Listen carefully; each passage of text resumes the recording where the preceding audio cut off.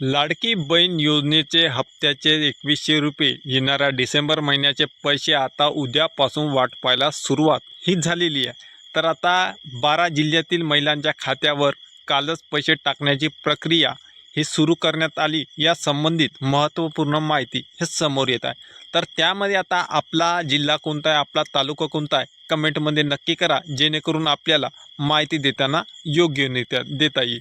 तर त्यामुळे आता काल मुख्यमंत्री एकनाथ शिंदे यांनी आपला राजीनामा हा दिलेला होता। तर त्यामुळे आता मुख्यमंत्री एकनाथ शिंदे यांचा कार्यकाळ संपलेला, आता नवीन मुख्यमंत्री पद हे घोषित करण्यात येईल।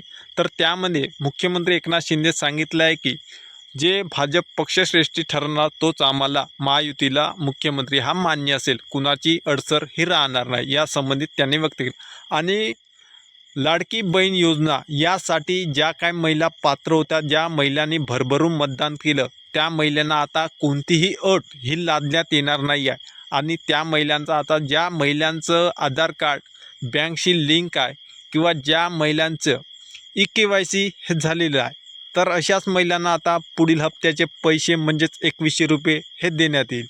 तर त्यामध्ये कोल्हापूरच्या प्रचारादरम्यान मुख्यमंत्री एकनाथ शिंदेने सांगितलं होतं की ज्या महिला भगिनी या महायुती सरकारला मदत करेल किंवा ज्या महिलांमुळे आमचं सरकार येईल, त्या संपूर्ण माता भगिनींना आमचं सरकार हे सदैव त्यांच्यासोबत असेल व त्यांना एकूण 2100 रुपयाचा नियमित हप्ता हा नोव्हेंबर महिन्यामध्येच आम्ही त्यांच्या खात्यावर वितरित करणार आहोत। त्यामुळे आता फक्त 2 दिवस उरले आहे। कधीही शासन निर्णय, कधीही आदेश, कधीही त्यांच्या खात्यावर पैसे येण्याची तरतूद ही होऊ शकते।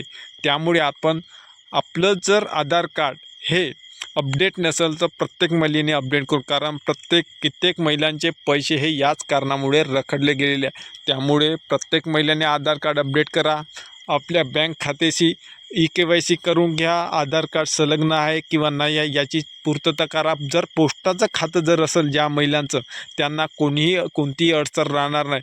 पण ज्या महिलांना EKYC केलेली नसेल, या महिलांच्या खात्यावर एकही रुपया समोरच्या 6व्या हप्त्याचा डिसेंबरचा 2100 रुपयाचा हप्ता हा येणार नाही आणि तो येऊ शकत की नाही, कारण त्यांची EKYC न केल्यामुळे त्यांचे जे DBT मार्फत पैसे हे ट्रान्सफर केले जातात, ते देखील पैसे हे रखडले जाते। त्यामुळे प्रत्येक महिलेने ही काळजीपूर्वक घ्यावी की जेणेकरून त्यांना समोरील हप्त्याचे पैसे हे नियमित रूपात त्यांच्या बँक खात्यात जमा होईल। त्यामुळे आता येत्या 2 दिवसातच संबंधित महिलांच्या खात्यामध्ये पैसे हे वर्ग होणार आहेत, त्यामुळे काळजी घ्या।